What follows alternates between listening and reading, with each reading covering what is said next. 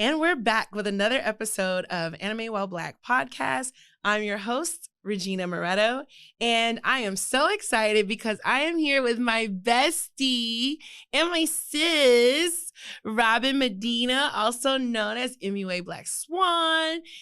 She is a blurred, not even an undercover blurred, but like for real, like this is who I go to talk to about DC, Marvel, about comic books. We analyze the hell out of everything. We get into like the political overtones, undertones. Like this is my good Judy. Yes, everything, everything. So I am so excited to finally have her in the studio. Thank you for having me. Yes. Oh my gosh. Yes. It's been a long time coming. Very. It's like we always have good content off camera. So Yes. I'm glad we're able to share it with everybody else. Share the shenanigans. And I promise to be as uncut as I am off camera, on camera. I want to keep it as real as possible because, you know, we all think the same things. We're watching them certain shows and so I'm happy to be here. What happened? Keep for having whisper. me. It's podcast. So I mean, sometimes you got to say the quiet part. You got to say the loud part quiet. Say it with your chest. You know what I'm saying? ASMR Okay, episode. what are we doing? We gotta get back. Okay, being us. Okay, so I'm gonna let you're Robin gonna wait, are you lead the whole thing today. Like you can like do this and like I'll interact with you. This is fun. Oh, okay, so we have so many things that we can touch up on, but today I wanted to go into Love, Death, and Robots. I am a big fan of this show. First season blew my mind away. Yes. Honestly, it was funny because I actually thought it was like adjacent to Black Mirror. I did too. Yeah, I literally because thought the it was like a beginning- compliment to Black Mirror. I thought it was an animated anthology. Yeah, Thank like you. to go with it. Like the way they set it up was very much like these I can't think of the proper term, but it's just like it's segued after like Black Mirror finished and they filled the void with Love, Death, Robots, which has you examining the human condition through like the lens of futuristic, like where society will go. And I mean, it's just perfect in that regards. And I liked it because of the deeper concepts. It made you really question and rethink social norms. And that's the same thing that Black Mirror gave It me. does. But going more into Love, Death, and Robots, you know, they just came out with season 2. Yes. Thank you, Love, Death, and Robots for, you know. We needed it. We were thirsting for it. But we also know you guys rushed a little bit and we could tell that there was a little bit of lacking. There were 18 episodes in the first season and then y'all gave us what, a measly 8? Was it 8 or 10? It was lacking. They cut the length of the episodes too. Most of your episodes were averaging. Go ahead, be accurate. We'll wait. I like while she's looking that up. We actually like the last season had like about 18 episodes, and the average runtime of an episode was usually between 15 to 17 minutes. So you're getting some good hang time. Now they're like what, 11 minutes at most, 11 to 13 minutes an episode. Yeah, they shortchanged us with that whole COVID thing. Yeah, and then on top of it, I feel like first season's concepts were just way intense. Way more like no holds bars. Like they did not hold back at all. They touched on so many things. And then also I don't know if it is where I don't know where the edge left, but the first one, it was you have to brace yourself, like the first episode where it was about sexual assault. Yes. And the symbolism in it when it was, you know, the woman becoming a what would you call it? Like a synthetic being? Because she put her being into another spoilers. Her I'm sorry, consciousness. spoilers. This episode will have spoilers because we gotta get into it. But this is first season, so if you haven't seen it, that's not my fault. You should be watching it to catch up before you watch the second one. I mean, they can be viewed independently, but to get the vibe and why we're complaining or even discussing it, you need to watch season 1. But she put her consciousness into into that, what was that? Like let's call it a droid? A cyber were fighting a fighting mecha. So let's switch over to anime terminology. It was a fighting mecha. And so I love that episode. It was actually the 4th episode, Sony's Edge, but I knew what you were talking about. My favorite episode because the ending was absolutely amazing. Yes. And okay, so we won't spoil the ending, but basically in that particular episode, Sony's Edge, you meet this character that's in the like a kind of in the future, and I'm assuming this is off planet, and the culture there is like people use these they merge their consciousness with these big fighting droids or cyborgs or mechas, and she's pretty much undefeated. And so also hers is like organic too, because some people are using the metal ones, they're using monsters. And so she's fighting, and it's like a fight to the death, and all of these different people are coming in. It's like kind of like, I want to say black market, undercover kind of thing. And she wins all these fights. Not only that, she's a female in this space that even in the future is very heavily male dominated. And she's winning. And they're kind of a little bit cruel about it too, because when she's interacting in her human form, she's giving off very much that, what's her name? Rose, the girl that's like really famous. Oh, you know what I mean? It was something Rose. About Ruby Rose. Ruby Rose. She's very much like a digital version of Ruby Rose, and it's like it's super hot. Like, but Ruby Rose, like on a whole nother note, like they're giving her acting roles that she shouldn't get because she doesn't have the range and she sucks and she didn't take any acting classes. But segueing back, we digress. But at the end of the day, long story short, they bring up her assaults. And basically, victim blame and shame her. She uses that as her edge. And then at the end of the episode, you realize that's why she wins, because she actually is putting her life on the line. Every single time. Like, it's for her, it's definitely a fight to the death, because she is in her assault, she lost her body. Yes. And so when she's fighting through this mecha, like everybody else is putting their consciousness into it, her being was transferred into that monster. And so the person that's interacting with people, the humanoid, is actually, that's her alter ego. That's her, like the real her is that monster that's out there fighting to the death. The injuries are real, everything. And this is her coping mechanism through being the victim of this severely fucked up form of sexual assault and rape and abuse that she went through. And I love the symbology of like every time she enters the ring, she's fighting for her life, putting her body on the line, like. And then also the whole idea, I think a lot of people have different interpretations of it, but I appreciated it because as a victim of sexual assault, you do go into a certain a different shell. It's like you're a whole different person, and in that episode, it was just like you becoming a whole different shell of a person. And some people, it does crumble them, which is normal. And some people, it does stink in your shell. It's just, it in the victim, in the person who is the victim of the crime, it does put you in a different mindset. And then that's why I could appreciate it, because it was like she became a whole different person. And that's what that does to you. It turns you in a whole different being. And so that's why the ending of the episode was so gratifying. I feel like it was also low-key empowering, because it was extremely empowering. Yeah, she took ownership of her body through that. Yeah, because I became a warrior. After this, you tried to break me, and I became And when we peeped, like, so throughout the story, when that other, like, so there's this girl that is like, I guess she's kind of like the kept girl that was like working for the guy who runs the whole thing, and how she was trying to seduce her and try to like steal, because like everybody's after our character, our fake Ruby Rose's, her Mecca, like, because remember they wanted to buy it from her, or they wanted her to like they wanted her fake a lose. They wanted to sell it, and like they wanted to enslave it. They wanted her to drop the fight. Yeah, they wanted her to lose the fight. They wanted to control her and her body. And like I feel like that was a symbology, like by them at like being like, well, you're gonna like either you're gonna like throw the fight and we pay you, or you're gonna throw the fight and we take your droid, your mech or whatever, and like just we're not gonna spoil that ending, but watch it, because she gets her best revenge and was like, I peeped it.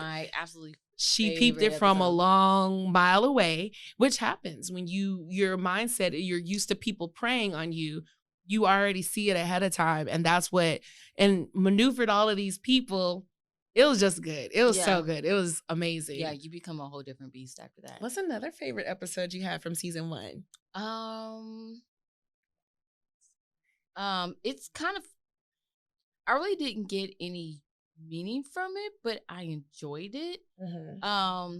It was I think it was Drift. It was something Drift. I don't want to tell you the wrong name. I'm going to look it up. But it was the one about the guy, he was in space. Mm-hmm. And then he wound up finding out that he was actually imprisoned on a planet. And then the actual alien specimen, feeding off of them. Yes. That one, the spiders? Yeah. Oh my God. So it just was very unexpected. It was very unexpected, but I did enjoy it. The ending horrified me, which I enjoyed very much. I love it. And then that's why I like season 1 so much more than season 2, because I feel like they were in depth. They were so deep, and like there was a reoccurring theme, which was transcendence and like consciousness. Blue. I was gonna bring that one up next. Like I love that episode. That's literally my favorite. That was my favorite episode.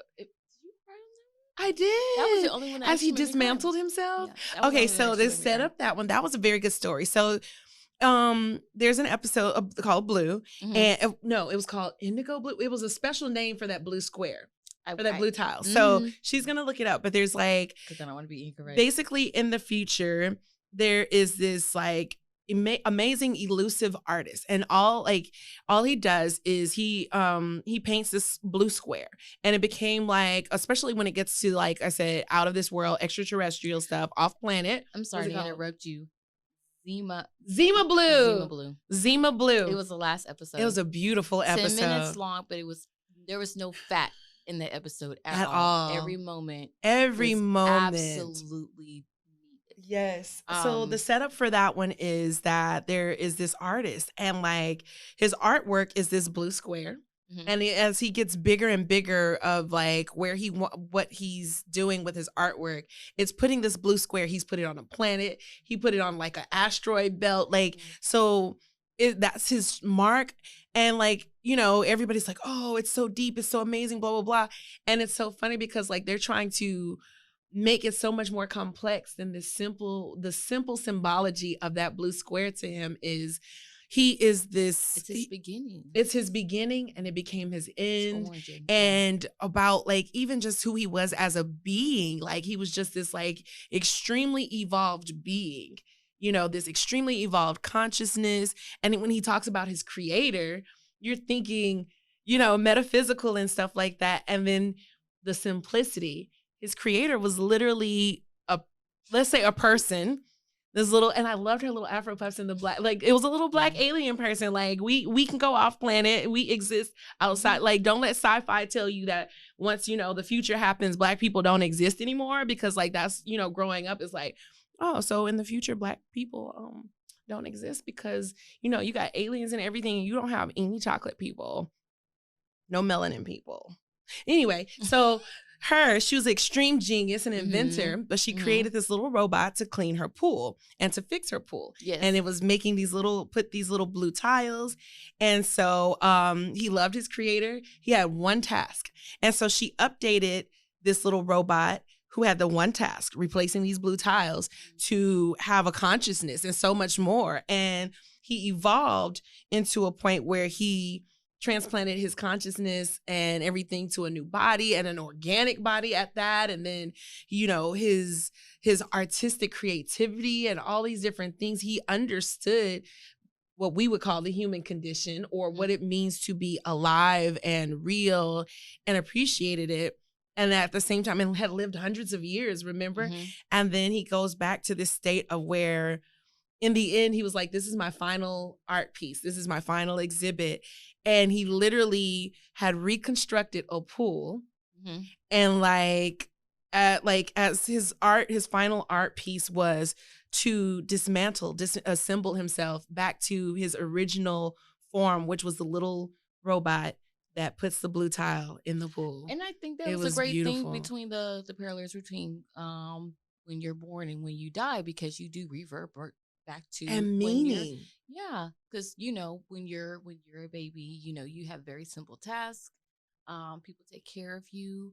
You start with a clean slate, Yeah, tabula rasa. and then, you know, when you are at the end of your days, you were right back to that, you know. Yes. Your body basically breaks down, deteriorates, and he chose to, and it was that. It was beautiful. It was beautiful, and I appreciate anything that actually puts beauty to death, because I don't feel like death is the end. I feel like death is actually a part of life. It's the next cycle. And it's the unknown is scary, but I do feel like since it's a part of life, we shouldn't fear the unknown. But there's so many things as humans that we start that can, in a sense, be considered the unknown, like first day of school, going to college, entering into relationships, meeting people, starting a new job, starting a new business. There's so many risks and so many unknowns. And then also how we try to associate purpose with our existence. He spent a lot of time contemplating purpose. Oh, where's me? Okay. We'll edit that part. So okay. Okay. But finding purpose, and after, like, he said, you know, kind of, he spent his whole life wondering what his purpose was. And then just in the end, to return just to his purpose. His purpose was putting that little blue square there. Like, that's so beautiful. Yeah. So beautiful. If we could just break down life to be that simple right now. Here's your purpose. What is our purpose? To breathe. To exist, honestly. To be happy, to live our lives. To live and let live. Whatever you think your purpose is. But yeah, the first season. The first volume, absolutely amazing. Brilliant. They had stunning, visually stunning. Absolutely amazing creators on there. Absolutely amazing. Like great the episode where the lady witnessed the murder and then it cycled back around. I love that episode too. That won an award. Oh my goodness. The girl that was on Orange Is the New Black. That episode was amazing. That episode too, with her being the fighter pilot. Yes. That was very, very good. That was Poussey, right? Yeah, that was Poussey. Yes. That was Poussey. I love that one. But so going into season 2. Yes. That with this very high expectation, because, you know, going into volume 1, and that's season 1, going into volume 2, I had very high expectations, even though volume 2 was incredible compared to volume 1. I was disappointed. It didn't compare at all. I didn't feel like they pushed it. I felt like they played it a little more safe. I don't even think they played it safe. I feel like they had some submissions. And they said, this will work. This is what we got. This will work. Yeah. Maybe they were pressed for time. Maybe COVID. Yeah. Yeah. I'm going to blame it on COVID, because when you, like, how we are getting into all of these episodes, and like, there was a conscious theme. There was, like, you know, beautiful transitions between, there were very few episodes that were similar in art style in season 1. Oh, absolutely season 2, different. They went hard in the paint with the CGI video game style. Like, it just got, it was very humanoid CGI. 1, you had 2D, you had 3D, you had 4D. You had anime style with the Kitsune episode with the fox with the 9 tails. The one with Dracula? Yes. I mean, I don't know. Not Black Mirror. I don't know what Love, Death and Robots. I don't know what happened between volumes. I know COVID hit hard, but I mean, I don't know how the process works, because I'm thinking you're reaching out to creators individually and they're able to work on their own time and their own workspaces and then be able to submit the episodes. So I thought they would be going in, because I thought that they would be able to have more time to, I don't know. I don't know. I was just very sitting on a plethora of creatives out here that are just creating stories. Volume 1, y'all talked about sexual assault. Y'all talked about religion. You talked about gender. You talked about future. You talked about race. You talked about roles. You talked about computers and purpose and, like, metaphysical things, the meaning of life. Yes. Oh yeah, the 3 robots. The first episode. Yes. So what happened? Yes. What happened? Where's the line between AI and humanity? So many good themes, which is why we thought it was, like, kind of part of, like, Black Mirror. And yeah, because they hit it. They hit it hard. And it was just like, a lot to be desired in volume 2. Like, let's see. So the first one in volume 2 was Automated Call Service. That was the name of that episode. And it gave me Wall-E vibes. Like all the humans were old seniors. Just like the robots were doing everything for them. They were like extremely stoic and not even participating in real life day-to-day, like, you know, they're not feeding themselves. And it just shows a society that has become dependent on robots and like, you know, that underlying fear we have of them overpowering us, because then basically a Roomba, a futuristic version of a Roomba, this little elderly lady, she's in her house. Spoilers. Spoilers. Spoiler alert all day long. She moved her picture of her and her dog, or was it her and her husband? Anyway, it was her dog. Her picture. That's on display on her like curio cabinet, kind of a little bit akimbo to the side, and the Roomba moved it back centered. And she's like, and she moves it again, and it had the nerve to have an attitude and malfunction, and was just like, nah, bitch, centered.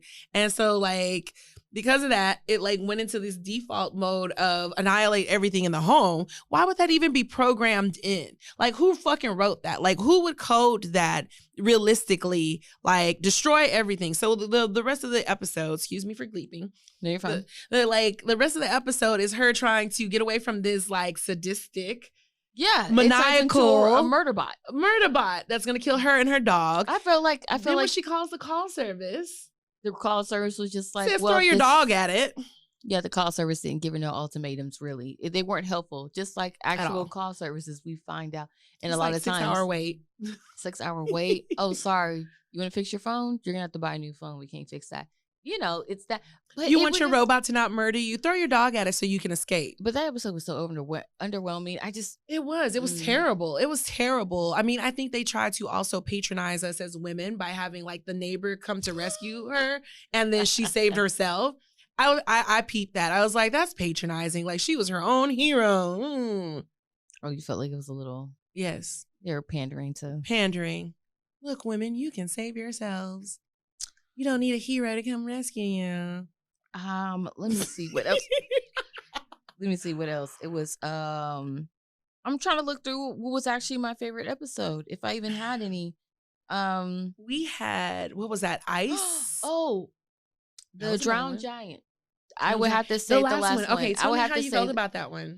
It made me, oh goodness. There was two ways I sleep on it. You did? Oh, it was still good. I liked it because I took it two ways. I took it as when we're desensitized to death, when it's on display, especially like other media, people's death, like other people's death. That's nothing to do with me. Basically, we turn actual people into almost like we monetize them. They're entertainment to us. We monetize and politicize them because, like, us as Black people coming off of the heels of, absolutely, as opposed to exactly. And then the second way I took the episode was when it came to marine life, and how a lot of it's unknown, and these animals are majestic, and they should be valued and respected. And then when we see them wash up, we put them in SeaWorld. We basically let them die slowly. Horrifically. That is. Did you watch My Octopus Teacher? No, I watched. What was that one that made me cry? It was the whale one that was on Netflix. Everybody was talking about Blackfish. Yeah, is that what it's called? Was it Blackfish? I think Blackfish. It was Blackfish. Have you heard of it, Latif? You know what we were talking about? The one like about SeaWorld and like getting rid of SeaWorld. Their most famous killer whale that they forced to mate. And it was a whole bunch of stuff. But anyway, so anyway, that's when, like it's animal cruelty. And then so when the man watched up, it's like something that was very majestic and that it should be respected because it's part of nature. And then people are walking on it, putting sand castles. I did fall asleep on that one, but I saw it like the big Gulliver's Travels, big huge ass human, and they were like, based on his appearance, if we were comparing him to a human, we would say he was a young blah blah blah. And I love that. In the episode, it went from being majestic and to a tourist attraction to basically completely a sideshow. Yeah, they use his parts as decor. It was yeah. So and that's what we do with Intense. majestic, beautiful creatures of the world. They should be We sell it. we sell it, and then they cut their feet off and sell it as and body parts and all of those things. Sounds because it's cute. Mm. And I want a new coat. So yeah, it was a lot to unpack on the episode. I really do like it. I know I'm probably doing it in layman's terms. I'm pretty sure there's some scholar somewhere that's like, or a film student that could really hint, but analyze it. That's what I got from the episode. I really, but I did.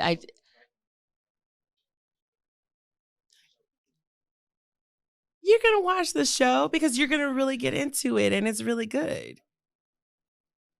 Watch volume 1. Watch volume 1 because you'll enjoy it. If you're going to watch it, watch volume 2 first, then go into volume 1. Ooh. And then you'll appreciate the storytelling, the cinematography, the artwork. You'll appreciate volume 1 so much more after watching volume 2. Yes. Oh. Mm-hmm. I'm looking at it right now. I completely forgot about it, but it was good. Pop Squad. Yes. Where they're talking about the killing of the babies. I thought that one I feel like was the one that held the most weight out of the whole season. That could have been in volume 1. That could have been in volume 1. Yes, yeah. It definitely could. Because that one I was like, excuse me? Yes. But it also kind of, I feel like low-key. I feel like it was a pro-life ad. Just a little bit. I feel like it. I feel like it was a pro-life ad, just a little bit. Fetus deletus. No, I'm just kidding. I'm not. I feel like. No, I'm just I do. And then my evil laugh. Wow. Yeah, I do just a little bit. I feel like because not having kids was selfish. It increased quality of life. But then it was like if you do have kids, it gives you feeling, it gives you substance. It makes you want to live. So it did. It made me feel like it's a little bit of pro-life ad, just a little bit. Because it was just like, and then it made everybody who didn't want to have kids seem so evil and selfish. It did. You're right. And it's like they live up in the clouds and they live for hundreds of years. The rich, the life is extended. It just seemed very selfish. And the lady, she was like, for the creators. If I was going to live forever, I would let you get me pregnant. And then he was she did say that. Yeah. I was like, she petty. Spoilers, major spoilers. If I didn't live forever, I'd let you get me pregnant. It's like, yeah. Ma'am. I'm sorry. Even ma'am. You can't even sing that good. Girl, calm down. Yes. And it was just like, girl, like, but, and even it like, just the implication, but I feel like that goes back to, let's remove the pro-life context and talk about this. Humans, and this is going metaphysical and spiritual, that wavelength and vibes. I feel like when we create and we have kids, it's the thing of us that lasts after we're gone. And so it kind of is in that sense, like you can look at the duality of like me also having just, lost my mom, but I know that she lives on through me. Like her legacy is me. She's still living because I'm still living. So in a sense, she is living forever because as long as I live and breathe, and then my kids, and then going further and further and further, we are living, like our ancestors continue to get to live through us. We get to, in a way, finish their work, the things that they wanted and what they, like we think we're doing things that we want to do when we're actually doing things. And this is just a spiritual thing, spiritual me talking, like we're moved into these paths because we're finishing the work of the people before us. So our goals and dreams are almost not even our own, especially as African-American people of color, Black people, brown people, etc. But back to that situation where they did kind of position, and especially her as a woman, like because she didn't have kids, she's able to achieve all of this.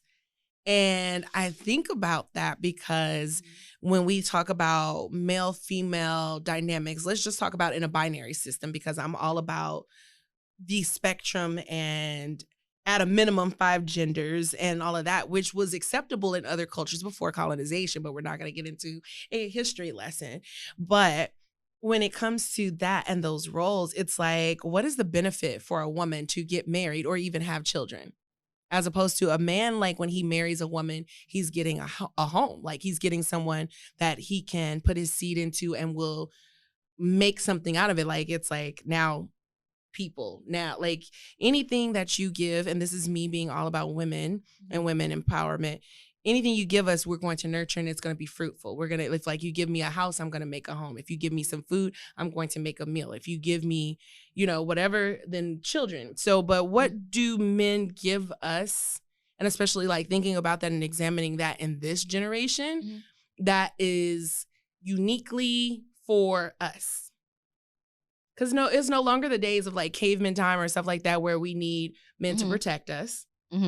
Because we still get attacked. We still get all these different things. Like men will stand by and witness our assault and film it and put it on Instagram or WorldStar or whatever. What, I mean, like, and like, especially generationally, like women have been brought to come up to seek the desires, the affections, and the attention of men. We're socialized that way. We're classified like to be like, what about this? And, you know, like the things we do. And I love this generation and this time that we're at, and we still haven't finished evolving, where it's like, I dress for me. I do my hair for me, my makeup for me. I'm not doing this to get men. I mean, there are still pick-me's out there, and a lot of them. And that's their thing for people who like that traditional ideology. But I didn't want to dominate the whole conversation. No, you're good. You're still good. I think that the concept of marriage and family and within the episode, I feel like the episode was very one-sided when it came to that. And then I feel like the episode was amazing in itself, within itself. It was. The concept story was amazing. amazing. And I mean, the graphics was even better. But yes, I feel like it was like you have kids and we're in your life. Because like the people who chose to have kids, it was like their life was ruined. Yeah. But then they backdoored and said, if you don't want to have kids, so maybe I need to retract my statement about it being a pro-life ad, because the women, the people who did choose to have kids, they were willing to be to sacrifice themselves for the children. But wait a minute, does that make them selfish? If I know there's a very high chance of my child even being murdered, and I'm still gonna be like, hey, I'm gonna bring. I feel that's a little bit selfish, because then it's like, you know that they have pop squads that if they catch you and find your children, kill your child on sight mercilessly, like literally in this series, like they're the pop squad. They go around, they find people who are, and they call them breeders, who have had children, illegal, unauthorized children, and they kill them. Like they arrest the people, so the adults get to live. Not a foreign concept. There's actually countries that actually do that. Yeah. So, what is that? What does that mean? What does that mean if you still choose to do it anyway, knowing that the risk is death for the child? For the you get to live. And the thing about it with me, I don't care if I live. I'm worried about my child. Exactly. So why would I even risk putting my child in danger? I don't know. Yeah. And then, I mean, I'm sure they want us to examine morality. It might be one of them concepts. It's up to the viewer. It's up to the viewer. They're much. not going to get the answer. And you know, a lot of us don't like shows or movies like that where the it needs to be definitive. They move the answer or the solution is weighed upon us and not given. That's to lazy us. writing. No, I'm just kidding. No, lazy writing. Putting it on to me. My decision. Yeah. Fuck those kids. No, I'm just But you know what? That's why a lot of people get mad. But you know, that's real art to me. Like The Sopranos, I feel like the ending was amazing because they made you think for yourself. It's not always up to the writers to make you feel some type of way. Maybe sometimes you need to do some of the writing yourself. Maybe. A lot of people don't agree with that. A lot of people, they don't. Maybe your imagination could write a better ending, but we don't like that. a lot of times we just like to be spoon fed and be like, okay, good, I can walk away. I feel like low-key slug. I just feel like everything's wrapped up to me and give it to me in a bow, and that's not what art's supposed to do. Art's supposed to trigger thoughts, ideas, expressions. This is why we're sisters. And I enjoy this dialogue. Yeah. So yes. Yeah, I do appreciate that we have shows like this. We have shows like Love, Death and Robots. Yes. And Black Mirror. Yes. And Twilight Zone. Yes. So we could get into that, but like even too, like, so segueing into Black Mirror, what did you think of Black Mirror Bandersnatch? The one where it's like choose your own adventure? I didn't like it. I didn't know how to work the system, so I kept getting the vicious cycle, and I just gave up because I was getting frustrated because I kept choosing different things, but I kept circling back around to the same scene. What do you think that means? I feel like I was working too hard for the show. I feel like I was working too hard, and everybody was like, "No, I got a different ending." And I was like, "Well, I've done this 5 times, and now I'm going to move on to something else." I'd rather watch a Blumhouse movie than another. Oh, that's how much that show irked my nerves. I would rather watch Blumhouse. I'd rather watch a Blumhouse production, yes, on Amazon Prime. I would rather watch The Lie again. Cut the tape. Like, no, I'm just playing. I'm playing. I would rather watch The Lie. To the streets with you. No, I'm just playing. I would rather watch Nocturnal one more time. I feel like I liked Bandersnatch because as a little nerd, I read several Choose Your Own Adventure books. And I did too. And so but they were not like that. I even think about the production, the fact that they had to write all these different stories, all these different plots. I'm just like that. Me, the nerd in me, is just like, and literally how they had to map that shit out. I fucking love it. I was just like, this is amazing. It was nostalgic for me. Mm-hmm. It was, I mean, like after a certain number of clicks, yeah, you get the same result. But I guess maybe I've got like multiple personalities or something, because I was able to visit it and do different endings. And like, I feel like, but when the kiddos did it, like they got a particular ending twice. And it was like, okay, I think it's because as humans, we tend to make these ethical decisions and like that are influenced by how we were brought up, whatever. So you choose those different things. Mm-hmm. And for me, also as a Capricorn, I'm able to like remove myself and be like, okay, so I did that. Let me see it this way. See if that works out. And I'm not saying you can't. I'm just saying it was fun. Well, I'm a Cancer, so I'm always going to leave with my heart first. You are. And it's so emotional. And that's why you got to see the emotional part. I can almost guess which endings you got now. I know you did. Yes. Okay, so if you got to choose a different ending to a movie, what movie would it be and what ending would you have changed? A movie. If I could change the ending. So many movies I would change. Give me one. Give me something that I like. I can give you one right now. Okay. Inception. Right now. It was one of them endings where you had to think about it on your own. So my interpretation was this. I mean, and I have two feels about it, and like I'd have to watch it again to kind of remind myself where I was, but I really felt like he didn't get out of the dream. Did the top fall? Exactly. Or was it? I feel like he's still in. I feel like, unfortunately, he's still in. And like a lot of people are hoping that like with his compass, I feel like he's still in. You feel like he's still in? I feel like he's still in. So if he's still in, did the whole, so did any of it happen if he's still in? Exactly. It could have been. The whole thing was an inception? I love or was he, did he die within the inception and he's the one who got stuck?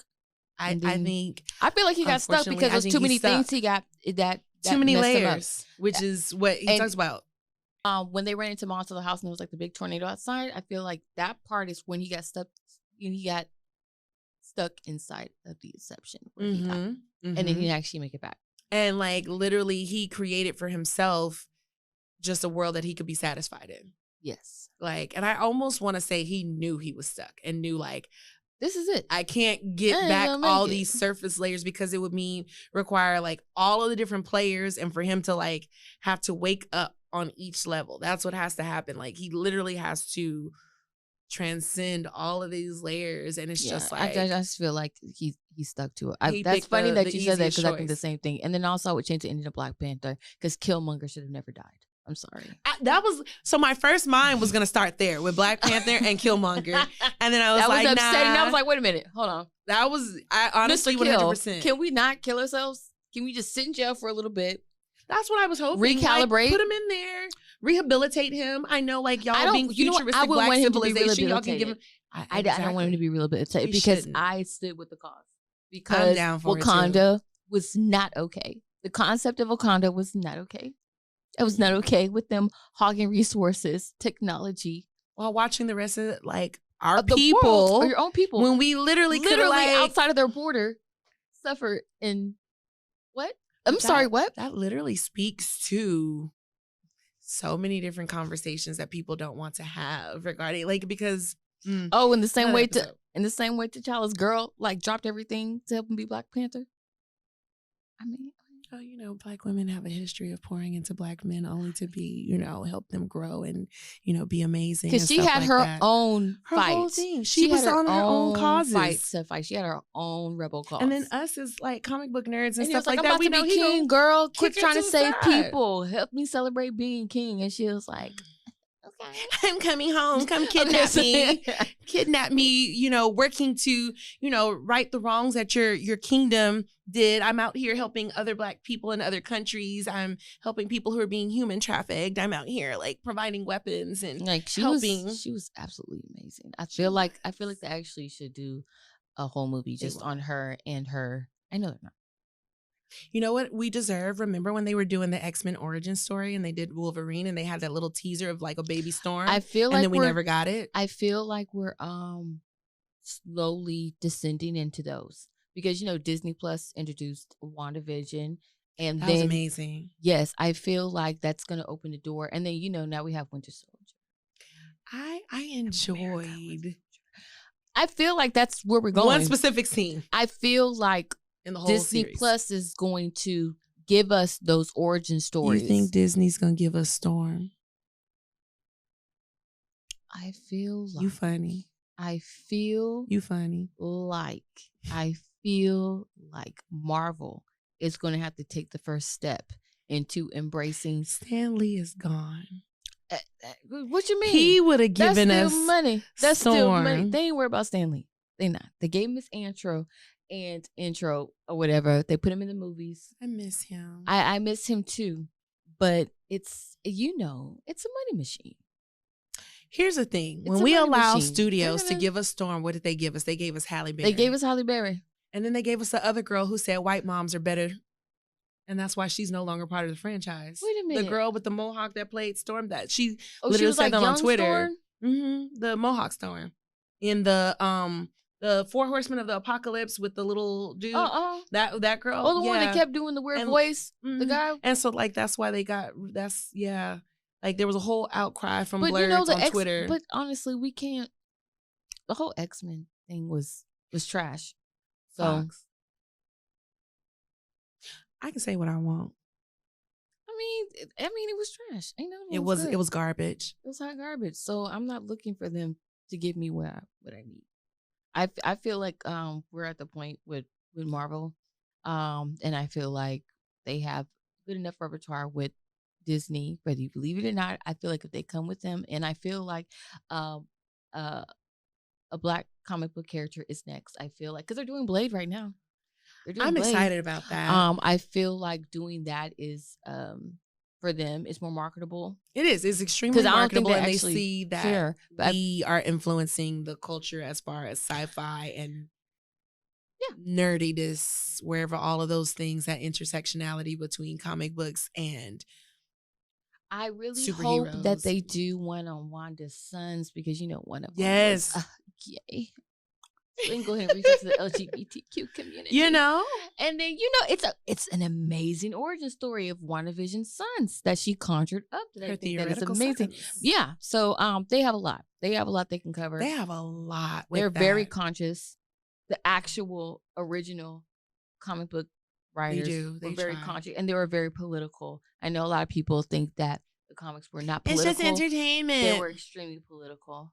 There was a purpose, and they were intentional. Extremely intentional. That's why a lot of people got perturbed when Falcon turned down Captain America. But in the original comic books, that was the struggle, because they even said in the comic books, America's not ready for a Black Captain America. It was a political statement. It was about the injustice of Black people at that time. They were very aware of what they're doing. And I liked it. It was on point. It was on cue. So yeah. Yeah, I feel like we covered a lot. I think we did.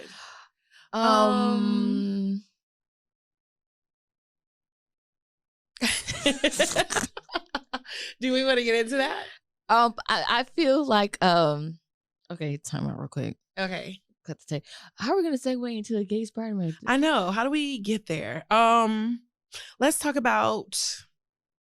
We could talk about. I was gonna segue into Mystique, and then like with Mystique being a character and a being that is like that changes genders and changes races. She was and all also that. part of the LGBTQ community in the original comics. Yeah, definitely. And so we could segue from there into gay Spider-Man. Because I was going to talk about how, like, in my fan fiction that I want to get made into something real, I'm putting Storm and Gambit together because, of course, Creole and, like, Louisiana. And, like, I feel like that's the story we need and deserve. But Storm has Wakandian ties. She does. But also Gambit. I loved his accent. I feel like it would be kind of bad if her and Killmonger kind of. But, you know, she's going to get with and divorced from Black Panther. She becomes the queen of Wakanda. Or they're going to get into an argument and she's going to kill him by accident. Because, you know, she did have that episode where she was like, oh, I can't control my fire. You know, when she was like killing. She couldn't control herself, but she's like electrocuting people. Yes. Okay, wait a minute. Okay. So in the cartoon, they played Storm, but she literally was why was she talking like that? Why was she talking like that in the original cartoon? You know what? That's okay because Angela Bassett. She sounded like Beyonce in the original cartoon. So before we get to gay Spider-Man, Beyonce, I wanted to walk out the movie theater with Lion King when she said "Lions attack." I was like, "Attack!" I want to knock this microphone over when she said that. I was like. She's a very one-dimensional speaker. Amazing singer, range creator. She's very creative, but it was for some reason when she speaks in front of a camera, it is very one-dimensional, and it's like nails on the chalkboard. And mind you, this is coming from a person that goes to the Church of B. Yes. So I'm just like, girl, if you don't. Like everybody said, literally somebody tweeted, and it's my favorite tweet when they were talking about the movie. They said, Beyonce better talk right. And I said, oh my goodness, Barbara Walters. Can you believe they always in my life? It's none of your business. When I have blue ivy, it's none of your business. Like, I just can't when I talk. I just want to see her sing. And for some reason, she'll cry when she sings. I mean, you can feel her soul, but when she talks, beautiful. It is fish eyes. It's dead. It is dead. They should just record her talking separate. No, she just needs to get a coach or somebody that lets her connect when she speaks. Or record her candidly, like talking to people. I feel like she talks like that all the time. She probably does. Can you imagine? P, what do you want to eat? I want fish sticks. Oh, fish sticks. I'm mad at you. I'm so mad at you. I am so mad at you. I don't want a big mouth laugh. Popeye's biscuits. Jay, give me a Popeye's biscuit sandwich and a bottle of Hennessy. You think she drinks Tennessee? Straight to the head. Straight to the head. You think she about it? You think when she get lit, she go in? She already told us. Why are we dancing on the beach talking about watermelon and shit like gay Spider-Man? Gays in the comic book universe in general, they is afloating out here. Yeah. It's a lot of them. You're not gonna tell me that the gays weren't the ones that were leading the charge on half of our most beloved Disney movies. Cruella de Vil was giving me looks. Have you seen this live action trailer for the new Cruella de Vil? Looks. Serving. But you know what? I did see a TikTok and they made a very good point. How this is completely off based on the comic books, but how they feminize or masculinize the we villains. Talked about there's a certain look that they give them. We talked about that. So bringing that to you guys, and then it brings it to, and the then we're gonna wrap it up because we'll like, do this as a whole other episode. We talk about how Disney, it conditions us and teaches us through these like different these movies that a villain looks a certain way with certain facial features. How they make the characters a dandy. Like, let's say we were watching Pocahontas, and the bad guy in there, like, it was just like they made him very foppish. They feminize the villain if it is a man. Because on Pocahontas, he did have bows in his women, hair. They make them more masculine. They make him more masculine. Like when you look at Little Mermaid, and like, yes, very much. And they make them ethnic. Okay, so what about Tangled?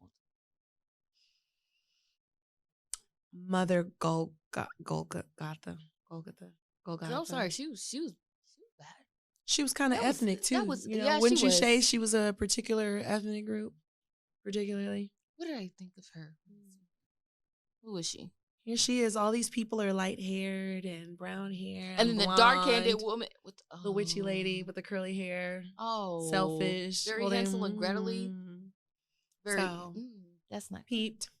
Very much peeped. So, we'll just kind of like leave it right there to marinate for you guys, because these are things that we will examine, of course, and we will definitely circle back and do an episode about Disney villains and get into it and how they queer code villains, how they all these different things. That's the word I was searching for. Remember, Marley told us that. Yes, super woke little baby. Yes. So we'll come back to that. But I mean, I hope you guys enjoyed this episode. We went all over. We were everywhere. All over the place. But if you have any input, please.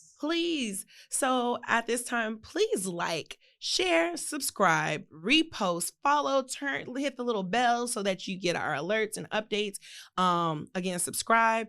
You can follow Robin on her Instagram at MUA_Black Swan. That's BLACSWAN. And it's the same on my Snapchat and TikTok. And then also, I don't have a Twitter.